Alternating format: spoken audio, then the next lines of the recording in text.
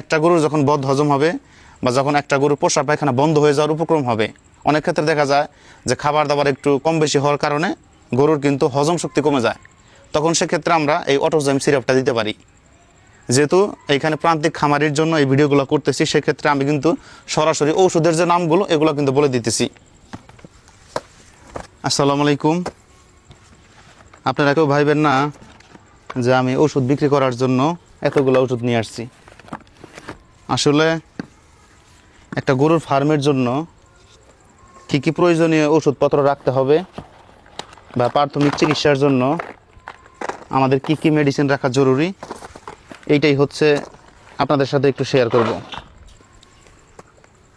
যখন আপনার কাছে এই ওষুধগুলো থাকবে তখন কিন্তু রাত্রেবেলা ন্যূনতম একটু ধারণা থাকলে এই ওষুধগুলো দিয়েও আপনি কিন্তু বিভিন্ন রোগের চিকিৎসা করতে পারবেন।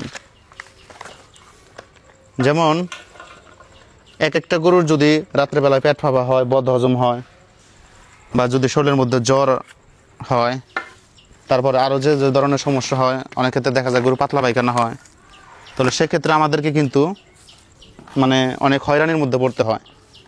যদি আমাদের কাছে কিছু মেডিসিন থাকে তাইলে কিন্তু আমরা অতি সহজেই প্রাথমিক যে চিকিৎসাগুলো আছে এগুলো কিন্তু আমরা নিজেরাই কভার করতে পারবো। তো একটা খামারে সবথেকে গুরুত্বপূর্ণ বিষয় হচ্ছে একটা গরুর যখন জ্বর হয় তখন জ্বরটাকে নিয়ন্ত্রণ করতে হবে, আর এই জ্বরটা মাপার জন্য অবশ্যই আমাদেরকে থার্মোমিটার রাখতে হবে। তো এইটা হচ্ছে ডিজিটাল থার্মোমিটার। তো এইটা কিন্তু অতি সহজে আপনি গরুর জ্বর নির্ধারণ করতে পারবেন। এরপর আমাদেরকে রাখতে হবে প্যারাসিটামল জাতীয় ইনজেকশন অথবা ট্যাবলেট।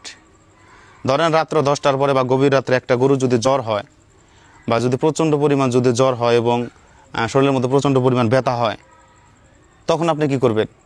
আর যে কোনো ভাইরাসজনিত রোগের ক্ষেত্রে বা ভাইরাসজনিত রোগের শুরুতে কিন্তু ওই গরুর শরীরের তাপমাত্রা বেড়ে যাবে। তো একটা গরুর যদি আমরা শরীরের তাপমাত্রা নিয়ন্ত্রণ করতে পারি, সেক্ষেত্রে কিন্তু দেখা যায় যে রোগের প্রাদুর্ভাব বা ওই রোগ থেকে কিন্তু ক্ষতি হওয়ার সম্ভাবনা খুবই কম থাকে। এই কারণে আমাদেরকে জ্বর ব্যথানাশক আমরা হচ্ছে মেলক্সিকাম এবং প্যারাসিটামল গ্রুপের আমরা যে কোনো ওষুধ রাখতে পারি। এটা হচ্ছে ইনজেকশন অথবা ট্যাবলেট। যে রাত্রেবেলায় আমরা গরুকে খাবার দাবার খাওয়ানোর পরে পেট ফাঁপা হয়েছে বা পেটের মধ্যে গ্যাস হয়েছে, তখন আপনি কি করবেন? তখন আপনি চাইলেও কিন্তু ফার্মেসিতে গিয়ে ওষুধগুলো নিয়ে আসতে পারবেন না, কারণ গভীর রাত্রে বা রাত 10টার পরে কিন্তু সাধারণত ওষুধের দোকানগুলো বন্ধ থাকে। তখনই যে এইখানে যে ম্যাকবেট প্লাস আছে, যে ধরনের লিকুইড আছে, তো এগুলো কিন্তু আপনারা রাখতে পারেন।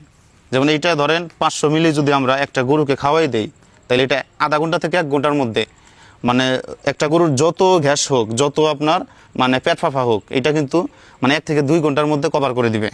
একটা গরুর যখন বদ হজম হবে বা যখন একটা গরুর প্রস্রাব পায়খানা বন্ধ হয়ে যাওয়ার উপক্রম হবে, অনেক ক্ষেত্রে দেখা যায় যে খাবার দাবার একটু কম বেশি হওয়ার কারণে গরুর কিন্তু হজম শক্তি কমে যায়। তখন সেক্ষেত্রে আমরা এই অটোজাইম সিরাপটা দিতে পারি। যেহেতু এইখানে প্রান্তিক খামারির জন্য এই ভিডিওগুলো করতেছি, সেক্ষেত্রে আমি কিন্তু সরাসরি ঔষধের যে নামগুলো এগুলো কিন্তু বলে দিতেছি। এরপরে আমরা রাখতে পারি হচ্ছে যদি কোনো পেটের মধ্যে প্রদাহ হয়, তো এই যে DG8, এইটা হচ্ছে 1 প্যাকেট করে প্রতি গরুকে হচ্ছে দিনে 1 থেকে 2 বার খাওয়াইলে যথেষ্ট।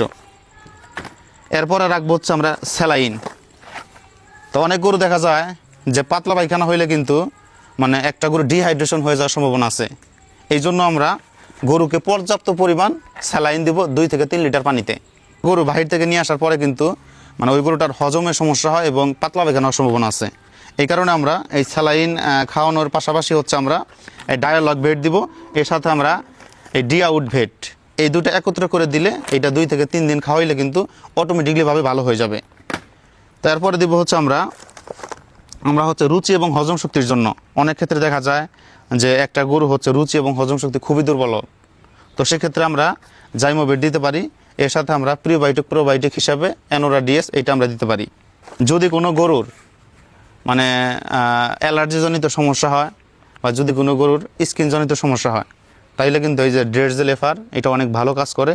এইটা হচ্ছে দিনে 2 থেকে 3 বার লাগিয়ে দিলে এটা হচ্ছে এর সাথে আইভারমেকটিন দিয়ে দিলে কিন্তু দ্রুতভাবে ভালো ফলাফল পাওয়া যায়। ভিটামিন বি কমপ্লেক্স এবং ক্যাটোফস জাতীয়, তো এই ধরনের ইনজেকশনগুলো যদি আমরা একটা গরু বাহির থেকে নিয়ে আসার পরে, একটা গরুকে আমরা পরজীবী মুক্ত করার পরে যদি আমরা ক্যাটোফস এর সাথে যদি আমরা ভিটামিন বি কমপ্লেক্স দিয়ে দেই, তাইলে কিন্তু একটা গরু দ্রুতভাবে মোটা তাজা হবে এবং এটার কিন্তু রুচি এবং হজম শক্তি খুব ভালোভাবে কাজ করবে। একটা গরুর যদি দীর্ঘদিন পাতলা পায়খানা হয়, তাইলে আমরা স্যালাইনের সাথে যে অ্যান্টিবায়োটিক আছে সালফাথিরি, এইটা হচ্ছে প্রতি 100 কেজি বডি ওয়েটের জন্য 3টা ট্যাবলেট, এবং তারপরের 2 দিন হবে প্রতি 100 কেজি বডি ওয়েটের জন্য তার অর্ধেক। তো আমরা এই হিসাব করে 3 থেকে 5 দিন দিলে ইনশাল্লাহ আমাদের গরু দ্রুতভাবে সুস্থ হয়ে যাবে। থেকে একটা গরু নিয়ে আসার পরে বা আশেপাশে যদি কোনো গরু খুরা রোগে আক্রান্ত হয়, তাৎক্ষণিকভাবে যদি আমরা এফএল কেয়ার, এইটা হচ্ছে আমরা এর সাথে চিটাগুড় দিয়ে যদি মুখে আমরা দিনে 2 থেকে 3 বার লাগিয়ে দিই, তাইলে কিন্তু এটা খুব দ্রুতভাবে কার্যকরী করবে। এইখানে যে মেডিসিনগুলো দেখতেছেন, তো এই মেডিসিনগুলো যদি আমরা আমাদের ফার্মে রাখতে পারি, অন্তত গভীর রাত্রে বা আমাদের জরুরি প্রয়োজনের সময় এই মেডিসিন দিয়ে যে প্রাথমিক চিকিৎসাগুলো আছে, এই চিকিৎসাগুলো দিয়ে আমরা একটা গরুকে কভার করতে পারি। যাই হোক, সবাই ভালো থাকবেন, আর ভিডিওটি ভালো লাগলে অবশ্যই শেয়ার করে টাইমলাইনে রেখে দিবেন। আসসালামু আলাইকুম।